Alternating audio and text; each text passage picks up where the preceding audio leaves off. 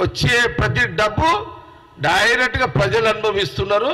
9 ఏళ్ల బీఆర్ఎస్ గవర్నమెంట్లో వచ్చిన ప్రతి డబ్బు కేసీఆర్ ఫ్యామిలీ అనుభవించింది. ఇది నిజమే కదా?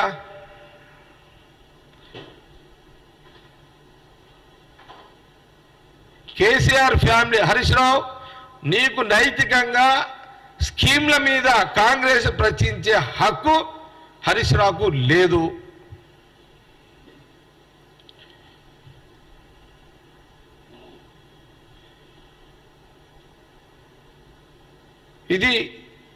ఇది మీడియా ద్వారా తెలంగాణ యావత్ సమాజానికి విషయాలు తెలపాలి కాబట్టి మీరు అందరూ కూడా అసెంబ్లీ చూస్తున్నారు. తెలంగాణ ప్రజలు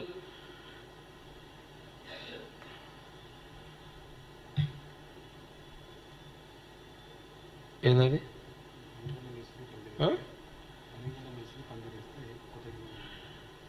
ఉండండి విన్నారా? ముఖ్యమంత్రి రేవంత్ రెడ్డి గారు మా మినిస్టర్స్ ఇంత చక్కగా పనిచేస్తుంటే కొందరు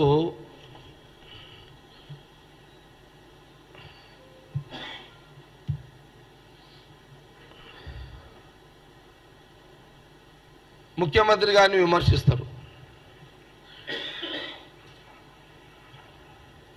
అంటే ముఖ్యమంత్రి గారు మీ అవినీతి, మీ యొక్క కుంభకోణాలు బయటికి తీస్తుంటే అది నచ్చక మీరు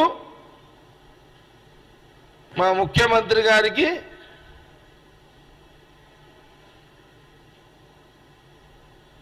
అంటే మిమ్మల్ని నిలదీస్తే మా ముఖ్యమంత్రి కాంగ్రెస్ పార్టీ ముఖ్యమంత్రిని మీరు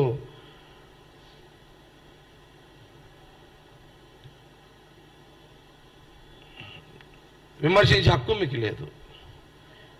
మీరేమైనా ప్రశ్నలు ఉంటే అడిగితే నేను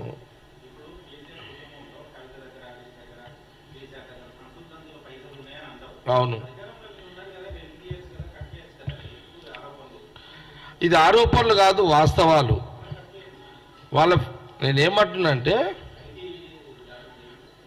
ఐటీ దాడులు కేసీఆర్ కేసీ వాళ్ళ దగ్గరనే ఉన్నాయి కదా. బీజేపీకి బీఆర్ఎస్కి సంబంధం ఉంటుంది. ఐటీ దాడులు, ఈడీ దాడులు ఏదన్నా ఉంటే ఆల్రెడీ వాళ్ళకి అండర్స్టాండింగ్ ఉంది బీజేపీకి అండ్ కేసీఆర్కి. కాంగ్రెస్ ముఖ్యమంత్రి రేవంత్ రెడ్డి గారు ఇన్కమ్ ట్యాక్స్కు ఇంకెవరికో లెటర్ రాస్తే అవుతుందని అయితే నాకు అయితే నమ్మకం లేదు.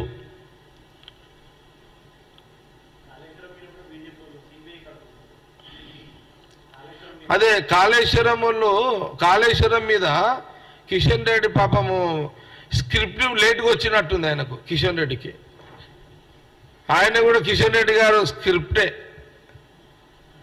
పాపం. ఆయన కూడా ఆయనకు స్క్రిప్ట్